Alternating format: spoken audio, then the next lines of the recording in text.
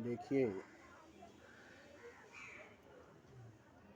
इंसान अपने आप से इतना डरता है जितना कि कोई जहरीले नाग खोखार शेर से या कोई भयानक भूत प्रेत से भी नहीं डर सकता है।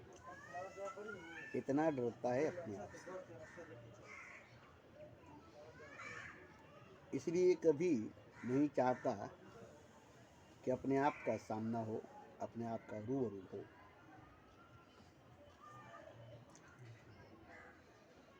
यही वजह है कि वह अपने आप से ज़्यादा दूर ही भागता है, ज़्यादा से ज़्यादा दूर ही भागता है।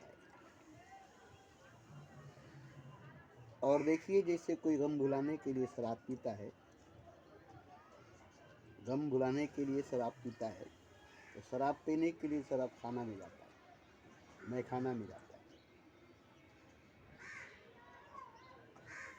तो गम को भुलाने के लिए शराब पीता है और शराब पीने के लिए शराब खाने में जाता है, मैखाने में जाता है।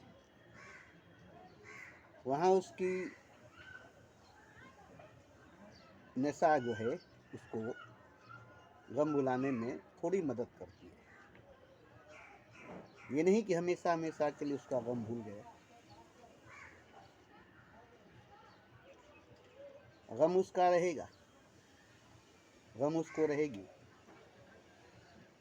उसे भुलाने की कोशिश में वो लगा रहेगा, शराब पर शराब पीता रहेगा, नशा पर नशा करता रहेगा। इससे उसका गम ख़त्म नहीं होगा, या इससे उसका गम कम भी नहीं होगा। क्योंकि अगर एक कांटा बो देते हैं और उसे नहीं काटते हैं तो एक जंगल बन जाएगा, कांटों की जंगल, कांटों की झाड़ी बन जाएगा। एक कांटेदार झाड़ी को, बबूल के कांटे को, एक ही बीज को बो देंगे और उसे छोड़ देंगे तो खुद ही एक बहुत बड़ा जंगल बन जाएगा। आप उससे भागे, हमने तो कांटा बो दिया है, अब ये चुभेगा, तो उसे काटने के बजाय आपने उसे छोड़ दिया और छोड़ करके भाग गया। वो आस्ते आस्ते धीरे धीरे बहुत बड़ा जंगल में तब्दील हो गया, एक बहुत बड़ा जंगल बन गया। अब जरा सोच कर बताइए कि एक कांटा आप उखाड़ कर फेंक देते, ख़त्म कर देते या उसे जला देते, तो ये आपसे उस वक्त नहीं हो सका। एक ही कांटे को उखाड़ कर फेंकने के लिए, उसे जला देने के लिए हिम्मत आपके अंदर नहीं थी, ताकत आपके अंदर नहीं था। अब उससे दूर भागे, मगर वो आपके दूर भागने से तो जलेगा नहीं, ख़त्म तो होगा नहीं। वो धीरे धीरे धीरे धीरे बढ़ता चला गया और जहाँ पे कांटा बोए थे वहाँ जब लौट कर गए तो एक बहुत बड़ा जंगल कांटों का फैला हुआ है। अब इस कांटे के जंगल को कैसे काटेंगे, ये तो आज बड़ी मुश्किल होगी। अब क्या करेंगे, अब तो और वहाँ नहीं जाएंगे। अरे बाप रे बाप, ये तो कांटों का जंगल बन चुका है, अब तो और वहाँ से भागेंगे ना, और भी वहाँ से भागेंगे ना। लेकिन अगर कहीं से आग ला करके उसे वहाँ जला दें, पूरे जंगल को, और जब पूरा जंगल जल जाएगा तो फिर वहाँ कोई कांटा नहीं रहेगा। आग लानी पड़ेगी, आग लगानी पड़ेगी। आग कहाँ से आएगा, आग कहाँ से लाएंगे, ये आपका मसला है। इसी तरह से आप अगर गम से भाग रहे हैं मगर गम को ख़त्म करने की कोशिश नहीं कर रहे, गम को मिटाने की कोशिश नहीं कर रहे, शराब पी रहे, नशा में उसको बुलाने की कोशिश कर रहे, जड़ से ख़त्म करने की कोशिश नहीं कर रहे, जड़ से मिटाने की कोशिश नहीं कर रहे, तो एक भयानक रूप ले रहा है। और वही भयानक रूप आपका रूप होगा, वही खतरनाक रूप आपका रूप होगा।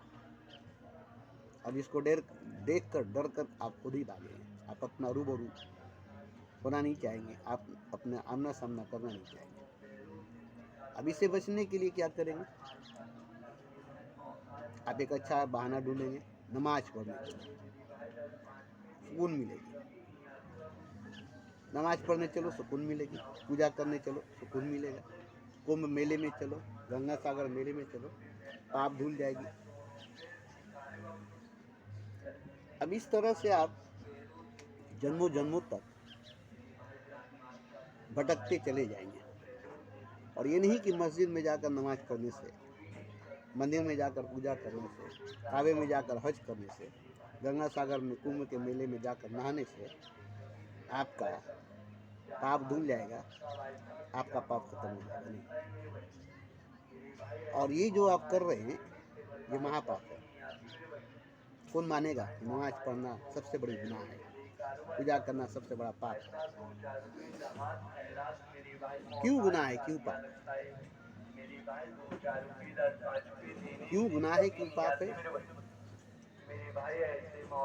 आपको अगर मालूम हो जाए कि नमाज पढ़ना सबसे बड़ा गुनाह है, नमाज पढ़ना सबसे बड़ा पाप है, हज करना, तीर्थ करना, गंगा स्नान करना, कुंभ मेले में जाना, ये सब महापाप है। इससे बड़ा कोई पाप नहीं। क्यों महापाप है? ये तो पुण्य का काम है, फिर महापाप कैसे हो गया? तो महापाप इसलिए है, अजीम गुनाह इसलिए है कि आप भाग रहे हैं अपने आप से, आप डर रहे हैं अपने आप से, और यही आपका अपने आप से भागना, अपने आप से डरना, ये बहुत बड़ा जुर्म है, ये बहुत बड़ा गुनाह है। क्यों? कि आप अपने आप को मार रहे हैं, आप अपने आप को मिटा रहे हैं, खत्म कर रहे हैं। आपने ही अपने आप को ऐसा बनाया, आपने ही अपने आप को ऐसा बनाया, खतरनाक, भयानक, डरावना, शैतान, घिनौना, दरिंदा, हैवान। आपने ही अपने मतलब के लिए, अपने ख्वाहिशात के लिए, अपने नफ्स के लिए अपने आप को ऐसा बनाया। अब आप इसको देख कर भाग रहे, मगर किससे भाग रहे? किससे भाग रहे? अपने आप से, अपने आप से। यहाँ देखिए, एक मिसाल मैं देता हूँ। आपके माता पिता बचपन में आपको पैदा करके घी मक्खन दूध मिलाई खिला करके अच्छे स्कूलों में पढ़ा करके अपनी पूरी ज़िंदगी, पूरा जीवन लगा करके आपको एक अच्छा इंसान, एक अमीर इंसान बना दिया, और वो लोग बूढ़े हो गए, बीमार हो गए। वो बूढ़े हो गए, बीमार हो गए, और आप उसको देखने के लिए, उसके पास बैठने के लिए आपके पास वक्त नहीं है, आपके पास फुर्सत नहीं है। उसकी खिदमत, उसकी दवा, उसके इलाज के लिए आपके पास पैसा नहीं है। बाकी हर काम के लिए पैसा है, बाकी हर जगह जाने के लिए वक्त है, मगर अपने बूढ़े माँ बाप के पास बैठने के लिए, उसके इलाज करने के लिए, उसकी खिदमत करने के लिए आपके पास वक्त, आपके पास समय नहीं है। उसी का दिया हुआ सब कुछ है, उसी का सब कुछ दिया हुआ, उसी का खून, उसी का गोश्त, उसी की हड्डी, उसी का पैसा, उसी का वक्त, उसी का सब कुछ तुम्हारे बॉडी में, तुम्हारे जिस्म में, तुम्हारे शरीर में लगा हुआ है, और अब तुम उससे दूर भाग रहे हो। ये कितना बड़ा गुनाह है? अब उससे तुम दूर भाग रहे हो, कितना बड़ा गुनाह है? ये जितना बड़ा गुनाह है, इससे कई हजार गुनाह अपने आप से दूर भागना है। कोई माफ नहीं करेगा आपको, कहीं भी आपको खुदा नहीं मिलेगा, किसी भी जगह पर आपको खुदा नहीं मिलेगा, क्योंकि आप तो डर रहे, भाग रहे अपने आप से, अपने आप को भयानक, डरावना, खतरनाक बना करके, शैतान, दरिंदा, हैवान बना करके अब भाग रहे। तो जैसे भयानक, खतरनाक, दरिंदा, शैतान, हैवान, घिनौना बनाए अपने आप को, ऐसे कुछ करके, ऐसा कुछ करके अब उसे ठीक करना आपका काम है। कोई ठीक नहीं करेगा, कोई गुरु नहीं, कोई भगवान, कोई खुदा नहीं। दिन ब दिन और बद से बदतर, बुरा से बुरा होता चला जाएगा। जैसे ही आप उसके सामने जाएंगे, डर के मारे भाग जाएंगे, डर के मारे भाग जाएंगे। तो बड़ी हिम्मत की बात है अपने आप का सामना करना, अपने रूबरू आना और अपना इलाज, अपनी खिदमत, अपना सेवा करके भयानक खतरनाक इंसान से एक अच्छा, खूबसूरत, हसीन, अजीम इंसान बनाना। देखिए, मैं रोज बोलता हूँ, क्यों बोलता हूँ, बोलने की वजह, आज जो मैं अभी बोल रहा हूँ इसके बारे में मैं बता दूँ। आप कहेंगे कि ऐसा हो नहीं सकता है। एक इंसान राइटर था, पेंटर था, मुसव्विर था, तस्वीर बनाता था। उसने सोचा कि सबसे खूबसूरत इंसान की तस्वीर हम बनाएंगे। उसके लिए सबसे खूबसूरत इंसान की जरूरत पड़ेगी। तो वो सबसे खूबसूरत इंसान की तलाश में निकल गया और सबसे अजीम, हसीन, खूबसूरत, हैंडसम, जवान इंसान के तलाश में निकल गया। तो वाकई वो सबसे हसीन, सबसे अजीम, सबसे हैंडसम, सबसे जवान, सबसे अमीर, सबसे समझदार, माने हर तरह का खूबी उसके अंदर भरी हुई थी। अब उसे देख कर लगा कि जब तमाम खूबियाँ इसके अंदर भरी हुई है तो इंसान नहीं हो सकता है, ये तो भगवान हो सकता है। और उसे ऐसा ही लगा, भगवान जैसे राम, जैसे कृष्ण, जैसे बुद्ध, जैसे नानक, जैसे मोहम्मद, ऐसे ही वो इंसान लगा। तब बोला अब इसकी तस्वीर बनाना जरूरी है, ये पूजने के लायक है, ये पूजनीय है, ये सजदे के लायक है, ये सजदा के काबिल है। तो उसने उसकी तस्वीर बनाई और वाकई तस्वीर जो बनी उसकी, उसमें एक अच्छी खासी रोशनी निकलती थी, नूर निकलता था, चमक निकलती थी। चेहरे पर एक अजीब किस्म की उसकी आभा मंडल थी, वो तस्वीर में भी जाहिर होती थी। तो वो तस्वीर बना करके उसे ले जा करके अपने घर में रखा और उसकी वो पूजा करता था, आरती उतारता था, दिया दिखाता था, क्योंकि उसे एक भगवान मिल चुका था। अब ये भगवान की तस्वीर मिल चुकी है। अब वो तो इंसान अपने घर चला गया, अब ये उसकी तस्वीर बनाकर उसको भगवान मानकर उसका पूजा करने लगा।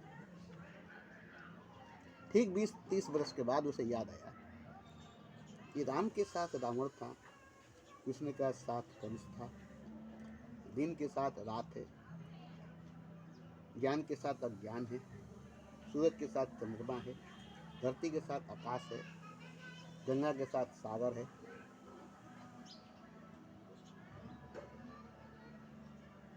जंगल के साथ रेगिस्तान है, बस्ती के साथ कब्रिस्तान है। मतलब एक के साथ एक है और यहाँ हमारी एक ही तस्वीर है। तो इसके पलट, इसके एंट्री बहुत खतरनाक, बहुत भयानक, बहुत बदसूरत, बहुत घिनौना इंसान की तस्वीर होनी चाहिए, तब ये तस्वीर मुकम्मल होगी, वरना ये तस्वीर अधूरी लग रही है, जबकि ये पूरी तस्वीर है, पूरी तस्वीर है, मगर इसमें अधूरापन लग रहा है। जैसे राम के बिना, रावण के बिना राम, कृष्ण के बिना कंस, कंस के बिना कृष्ण, मूसा के बिना फिरौन, फिरौन के बिना मूसा, औरत के बिना मर्द, मर्द के बिना औरत, दिन के बिना रात, सूरज के बिना चाँद, धरती के बिना आकाश, गंगा के बिना सागर। ऐसे ही वो दो पहलुओं को देखा, मगर यहाँ इसके सामने तो एक पहलू था। बोला नहीं, इसका दूसरा पहलू इससे भयानक, खतरनाक, डरावना होना चाहिए। अब ऐसे इंसान की हम तलाश कहाँ करें, मगर खोजेंगे, इस तस्वीर को पूरा करेंगे, इसका दूसरा पहलू को तलाश करेंगे। ऐसे इंसान को खोजने के लिए मुझे कहाँ जाना पड़ेगा? खोजा, तलाशा, मालूम हुआ कि ऐसा इंसान तो तुम्हें जेल के अंदर ही मिलेगा, बाहर नहीं मिलेगा। मालूम किया कि एक बहुत खतरनाक मुजरिम जेल में है, उसको फांसी देने की सज़ा दी गई है। उम्र कैद की सज़ा है, उसके बाद फांसी की भी सज़ा है, उम्र कैद के बाद फांसी। मौत की सजा। 1 महीना बाकी है। अब ये पता लगा कर जेल में गया। जेल में जा कर के जेलों से इजाज़त लिया। फिर उसके पास गया, देखा तो डर गया। बोला अरे बाप रे बाप, इसकी तस्वीर कैसे बनाएंगे? बोला देखो तुम देख कर डर गए ना, तस्वीर कैसे बनाओगे? बोला हाँ हाँ, इसी की तस्वीर हमको बनाने में अपनी कामयाबी नजर आ रही है। इसको अगर नहीं बनाएंगे तो हम नाकाम हैं। अब यहाँ असली मुसव्वरी होगी। तो किसी तरह से उसको तैयार किया गया, तैयार हुआ और ये उसकी तस्वीर बनाया। अरे वो तस्वीर बनाने में पसीना पसीना हो गया था। उसकी सांसें कभी कभी रुक जाती थी, डर के मारे उसके हाथ से बरस छूट जाती थी। तो किसी तरह से वो तस्वीर बनाता, उसको देख देख कर बनाना था, उसकी आंखों को देख देख करके, उसके चेहरे को देख देख करके बनाना था। जब तस्वीर बनकर तैयार हो गई तो बहुत देर तक बैठ करके लंबी लंबी सांसें लिया। बोला ऐसे हम गुफा में चले गए थे जहाँ न हवा है न रोशनी है। इतना भयानक इंसान को तस्वुर में लाते लाते, तस्वीर बनाते बनाते मैं खुद ही ऐसे जगह पर पहुंच गया कि जैसे लगता है कि मैं मौत के मुंह में चला गया। बहुत देर तक लंबी लंबी सांसें लिया, आराम किया। उसके बाद तस्वीर बना करके अब उस मुजरिम से बात करता है कि देखिए आपकी तो फांसी हो जाएगी, मेरा मकसद था आपका तस्वीर बनाना, हम तस्वीर बना लें, मगर हम इस तस्वीर को क्यों बनाए हैं? इसलिए कि इससे पहले 30 साल पहले मैंने एक इंसान का तस्वीर बनाया, बड़ी अजीब, बड़ी हसीन, भगवान के जैसा इंसान। मैं उसकी पूजा करता हूँ, उसकी सजदा करता हूँ, रोज आरती उतारता हूँ। मगर अचानक इधर ख्याल आया कि ये तस्वीर अधूरी है जबकि मुकम्मल पूरी है। तो हमें ये बात याद आई कि रावण राम के साथ है, कंस कृष्ण के साथ है, रात दिन के साथ है, चांद सूरज के साथ है, धरती आकाश के साथ। मतलब दूसरा पहलू सबका है। तो इस तस्वीर की दूसरा पहलू हमें बनानी पड़ेगी। इसलिए हम जितना खूबसूरत, जितना सुंदर, जितना हसीन, जितना अजीब इंसान की तस्वीर मैंने बनाया था, वैसे ही उतना ही भयानक, खतरनाक, डरावना, बदसूरत, भद्दा तस्वीर बनाने की जरूरत थी। इसीलिए मैंने ढूंढा तलाशा तो खैर वैसा मिल गया आदमी। तो वो एक इंसान था, अजीब इंसान, जिसकी आज भी मैं पूजा करता हूँ। और एक आप इंसान है जिसको देख कर मैं डरता हूँ, डर लगता है। तो उसको याद आया, कहा कि सुनो सुनो सुनो, क्या बोल रहे थे? हाँ मैं सच बोल रहा हूँ, ये बात सच है, मेरे पास वो तस्वीर है, उस इंसान की तस्वीर है। बोला हाँ, 30 साल पहले एक नौजवान मेरी भी तस्वीर बनाई थी। उस वक्त मैं अजीब इंसान, हसीन इंसान, हैंडसम इंसान था। उसने मुझे तस्वीर बनाने के लिए बड़ी मजबूर किया था। तो बताओ, तो तुम जो तस्वीर बनाए हो, कहाँ पर बनाए हो, किस जगह पर बनाए हो? ये जगह बताया। बोला अरे यार, उस जगह पर, वहाँ पर तो सिर्फ मेरी ही तस्वीर बनी है। एक नौजवान मेरी तस्वीर उसी जगह पर बनाया था। तो उसने कहा कि तब तो मैं ही हूँ। तो बोले जब तुम हो तो वो आदमी भी तो मैं ही हूँ। आज से 30 साल पहले की जो तस्वीर मेरी थी और उससे 30 साल बाद की जो अभी तस्वीर बनी है, ये दोनों तस्वीर मेरी है। एक ही इंसान की दो पहलू, एक ही इंसान की दो तस्वीर।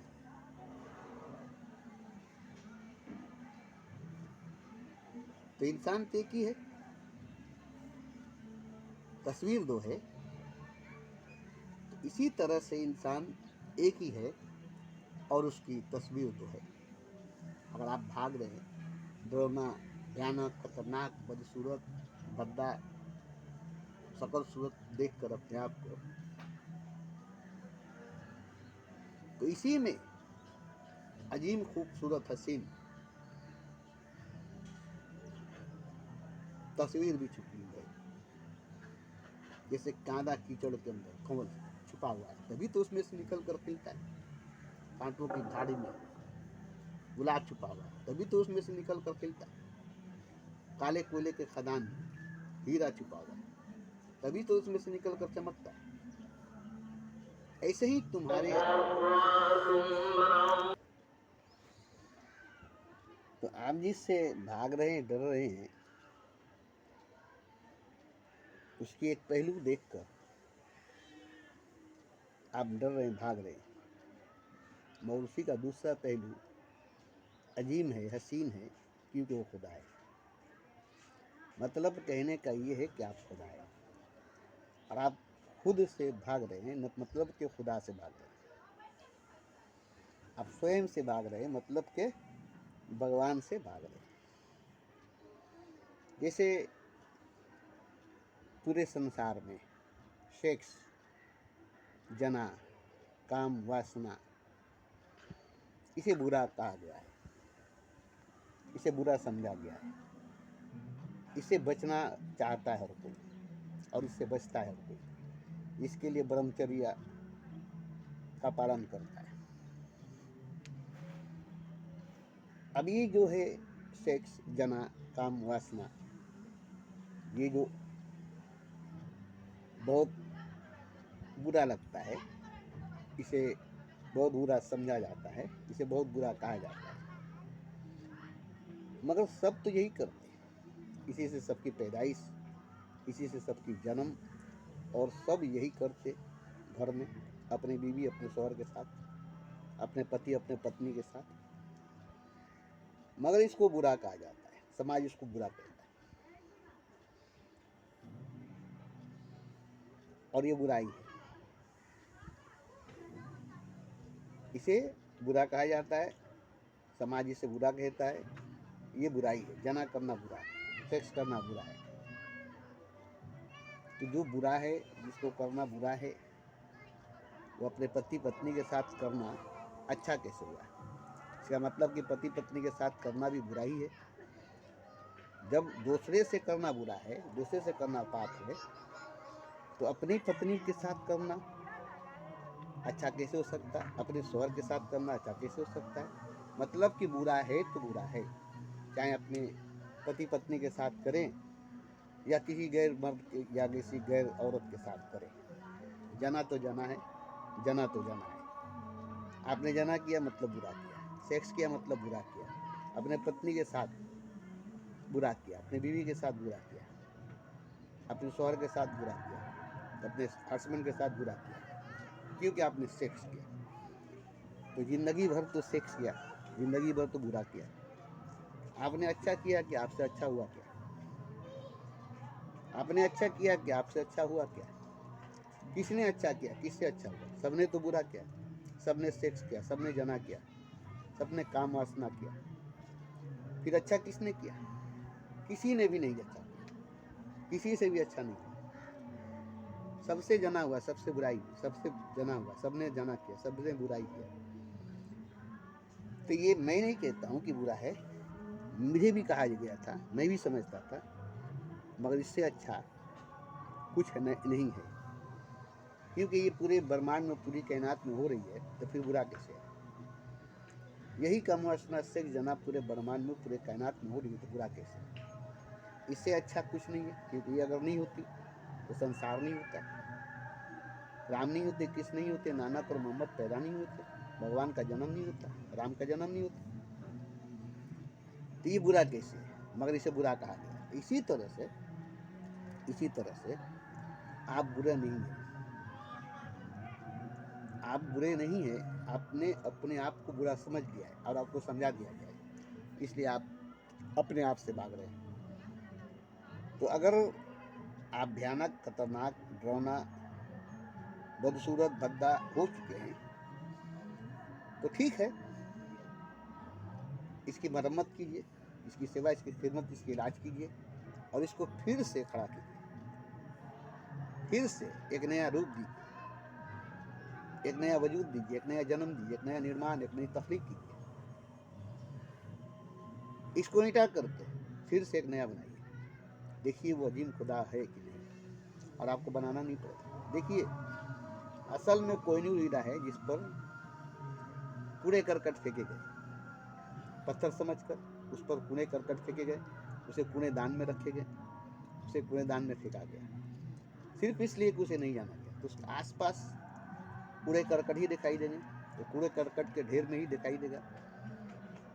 लेकिन अगर आपको मालूम हो जाएगा कि वो कोहिनूर हीरा है और वो पैखाने के चेम्बर में गिरा पड़ा हुआ है और वो बरसों बरसों से है, मगर वो कोहिनूर हीरा है, आप क्या कीजिएगा? उसको छोड़ दीजिएगा, फौरन उसमें उतर करके खुद उस पैखाने के चेम्बर में उतर करके उसके निकाल करके उसे साफ करके और खुद नहा धोआ करके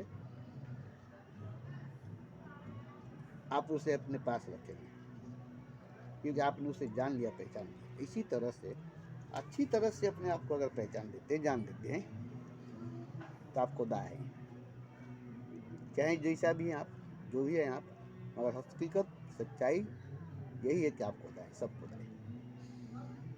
कोई कितना भी बुरा है, ये हकीकत नहीं, ये सच नहीं है। सच ये है कि वो खुदा है।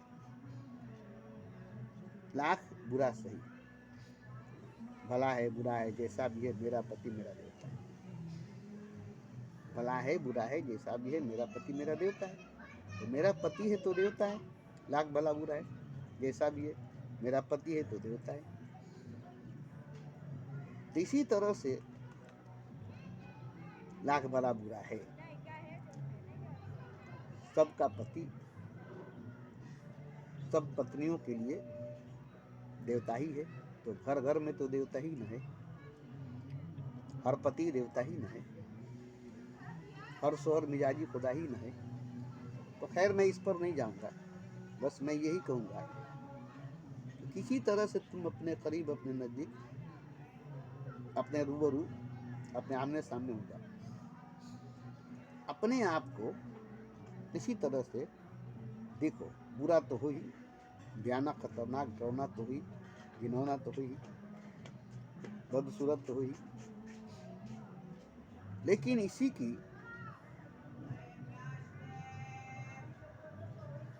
अगर सफाई की जाए, इसी को अगर साफ किया जाए, मरम्मत किया जाए, जैसे कोई खतरनाक बीमारी का शिकार है और उसे ठीक कर दिया जाए, स्वस्थ तंदुरुस्त मस्त कर दिया जाए, तो खूबसूरत बन जाएगा,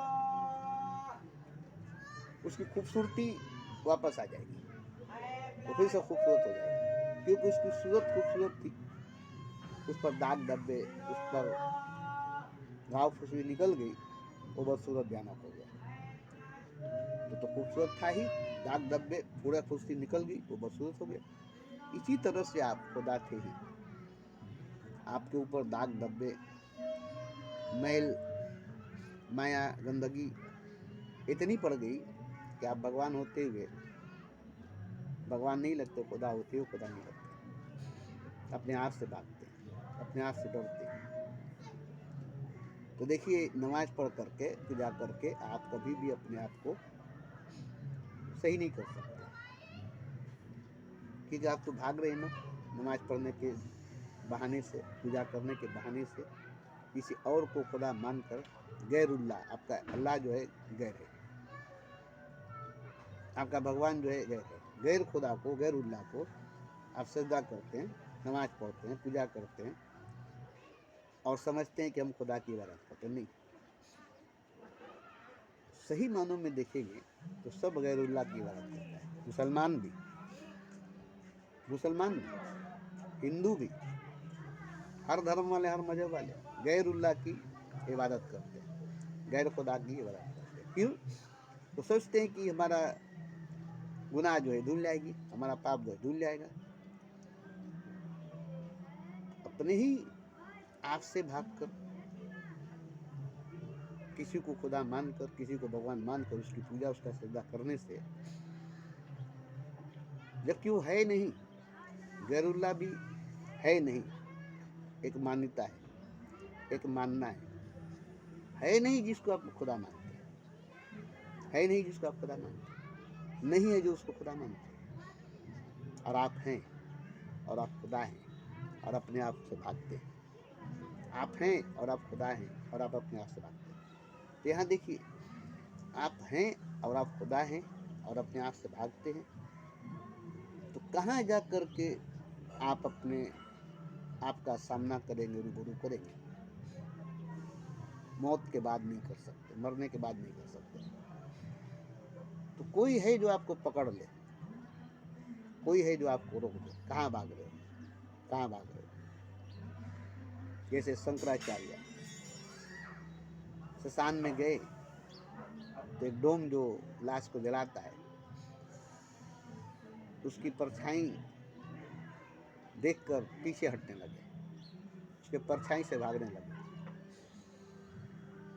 तो उस डोम ने कहा कि आचार्य, आप ज्ञानी हैं ना, और परछाई से डरते, परछाई से भागते, इसका मतलब कि आपसे ज्यादा कोई अज्ञानी नहीं हो सकता। मुझसे भागिए, मैं डूबूं, मेरे शरीर से भागिए, मेरी परछाई में क्या है जिससे आप डर कर भाग रहे? वो आपको अशुद्ध कर देगा, उससे आप अशुद्ध हो जाएंगे। तो फिर आपका ज्ञान किस काम का है जो आपको शुद्ध नहीं कर सकता है? आपके पास अच्छी साबन है तो आप फिर से नहा कर शुद्ध नहीं हो सकते। अच्छी पानी, अच्छी साबन है तो आप नहा कर शुद्ध नहीं हो सकते। आपके पास ज्ञान है तो ज्ञान से आप शुद्ध नहीं हो सकते। आप तो महामूर्ख और अज्ञानी है, क्योंकि हमारी परछाई से डर रहे हैं। और किससे डर रहे हैं? किसकी परछाई से डर रहे हैं? आप में मुझ में क्या अंतर है? यही ना कि मैं लाश जलाता हूँ, यही ना मैं लाश जलाता हूँ, मगर आप भी अपने आप को जलाते थे। जला करके, अपने आप को जला करके ही, अपना लाश जला करके ही, अपना पिंडदान करके ही आप यहाँ तक पहुँचे। फिर आप में मुझ में क्या फर्क है? मैंने दूसरे की लाश जलाई, आप तो अपने ही लाश जला दी। मैं तो मुर्दों का लाश जलाया, आप तो जिंदों का लाश जला दिए। आप तो जिंदा थे और अपना लाश जला दिए, अपना पिंड दान कर दिए। आपने कितना बड़ा पाप किया है अपने आप के साथ, कितना बड़ा पाप किया है। अब ये सुनकर आचार्य ने उसका पांव पकड़ लिया, बोला, आज जो तुमने मुझे ज्ञान दिया है, ये हमारे सारे ज्ञानों से पर भाग गए। अब तक मैं जो ज्ञान पाया था वो सब झूठी थी, इसीलिए मुझे अहंकार था। आज जो तुमने मुझे ज्ञान दिया, मेरा सारा अहंकार टूट गया, सारा ज्ञान खत्म हो गया। आज से मैं पूरी अज्ञानता में चला गया, पूरी अज्ञानी बन गया, और ये मुझे ठीक है। वैसे ज्ञान से बहुत अच्छा है ऐसा अज्ञानी होना। ऐसे अकड़ कर खड़ा होने से अच्छा है ऐसा गिर कर तुम्हारे चरणों में पड़े रहना। अब तुम्हारे चरणों में पड़े रहना मुझे अच्छा लगेगा। अकड़ करके खड़ा रहना ज्ञानी समझकर, ये अच्छा नहीं लगेगा। अब आज से मैं कभी भी अकड़ कर खड़ा नहीं रहूँगा। अब मैं सबके पैर छूँगा, सबके पाँव छूँगा, सबके आगे गिरूँगा, क्योंकि सब भगवान है, सब भगवान है।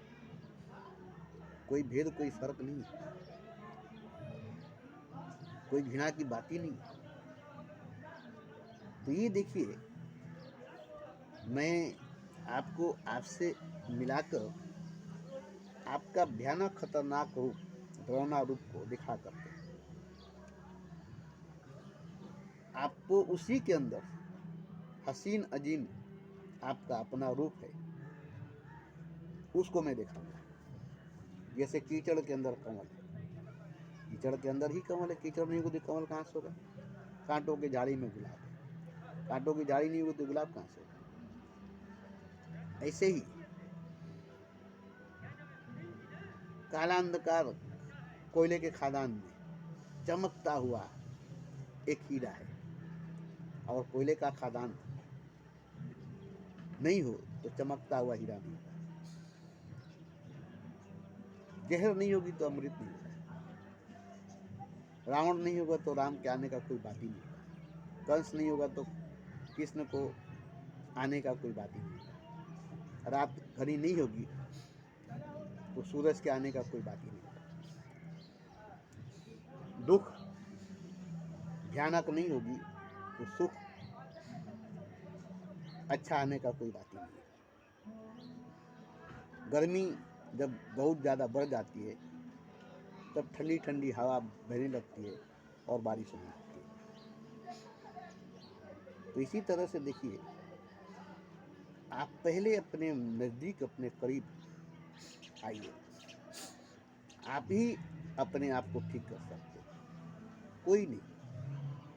जैसे कोई डॉक्टर के पास ले जाएगा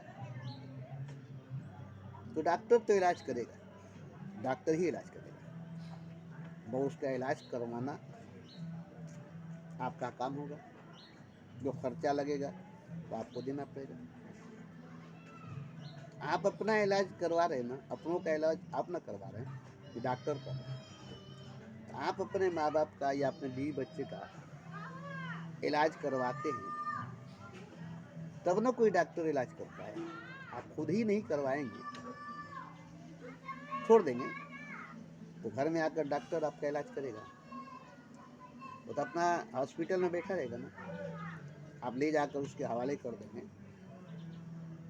उसकी जो फॉर्मेलिटी है वो पूरा करेंगे, उसकी जो दवा की अखराजात है उसको आप देंगे, तो आपका इलाज करके आपको ठीक करेगा कि नहीं? आपके माँ बाप को, आपके बीवी बच्चों को जो बीमार हैं ठीक करेगा कि नहीं?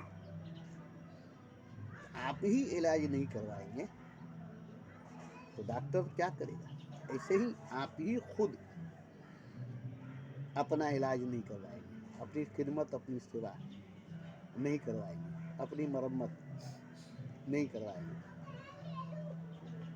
तो कोई भी गुरु आकर जबरदस्ती आपका सेवा खिदमत, आपका मरम्मत नहीं करेगा। तो आपको किसी गुरु के पास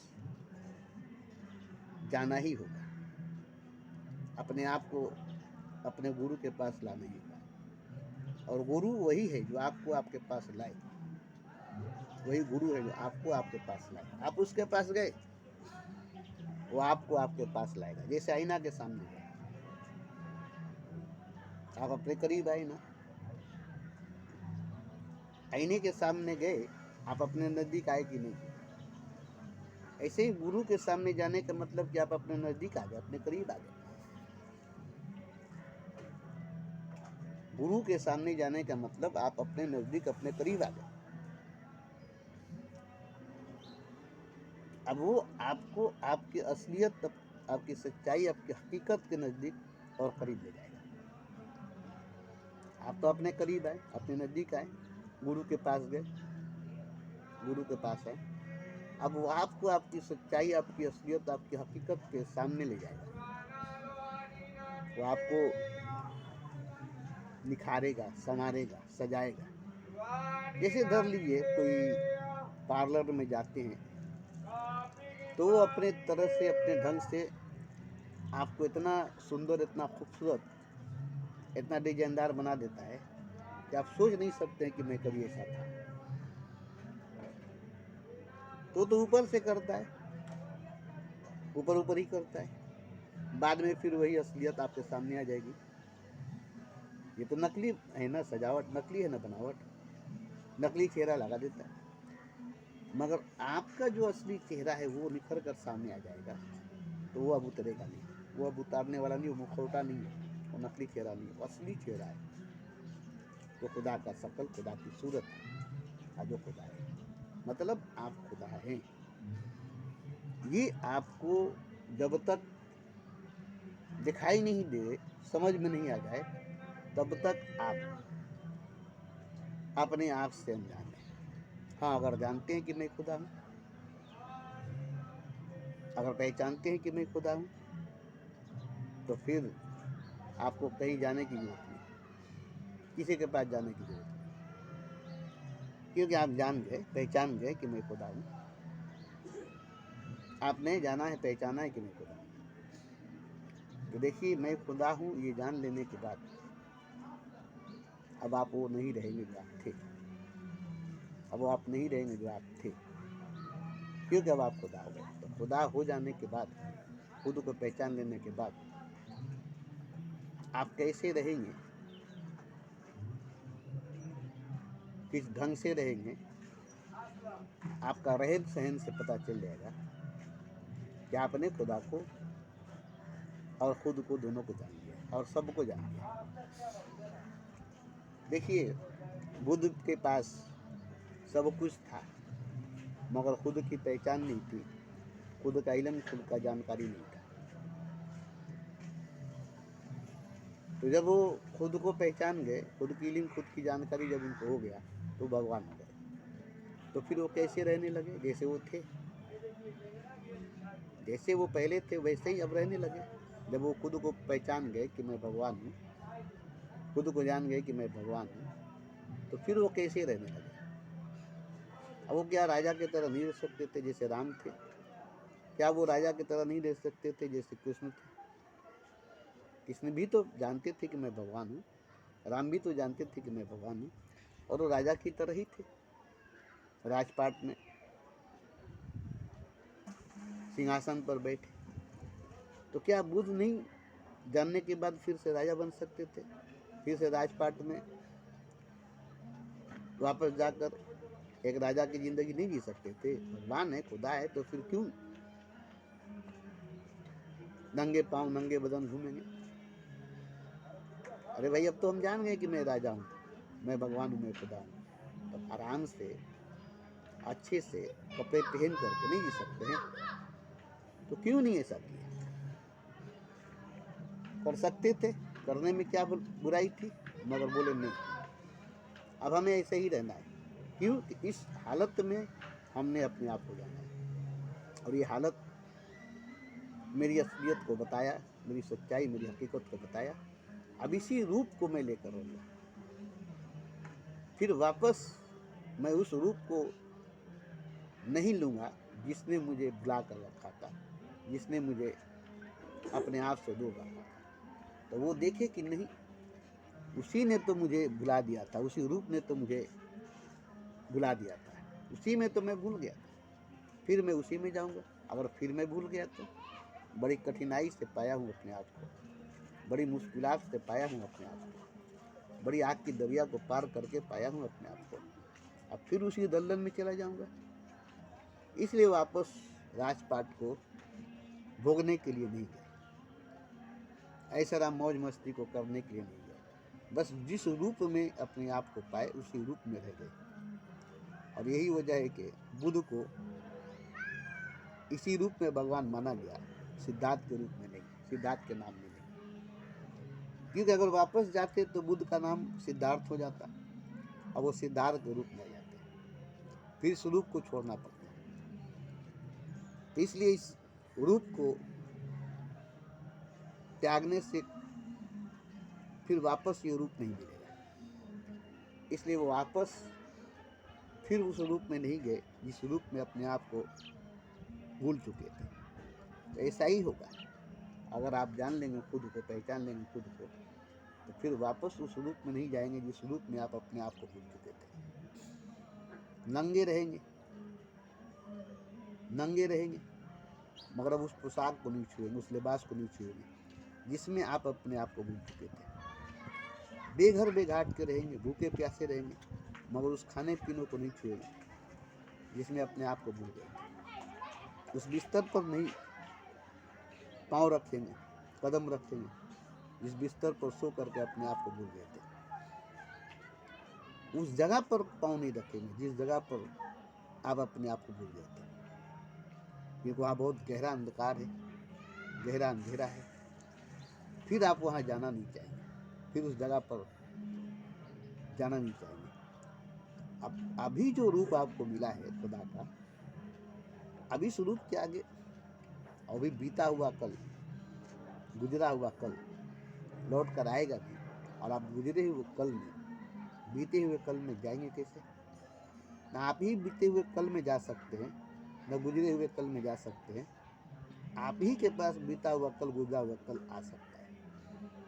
आप अभी जिस वक्त में खुद को पहचान गए, खुद को जान गए, अब ये वक्त ठहर गई है, न आगे बढ़ सकते हैं, न पीछे जा सकते हैं, न भविष्य में जाने की बात होगी, न भूतकाल में जाने की बात होगा। अब यहाँ समय नहीं है, अब समय काल से आगे निकल चुके, समय चक्र से आगे निकल चुके, जन्म मरण के चक्कर से आगे निकल चुके।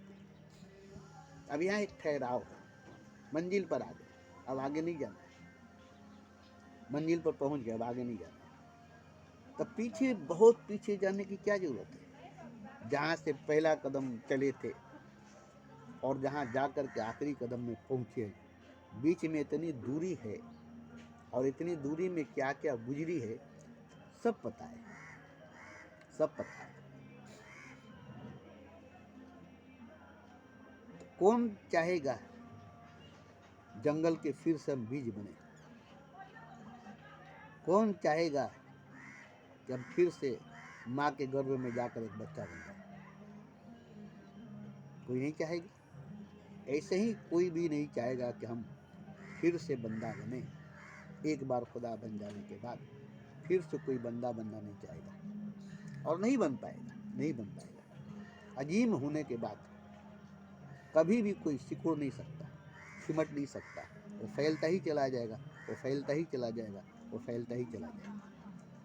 अभी सूरज फैलता चला जा रहा है, ब्रह्मांड फैलता चला जा रहा है, तो भगवान कैसे नहीं फैलेगा?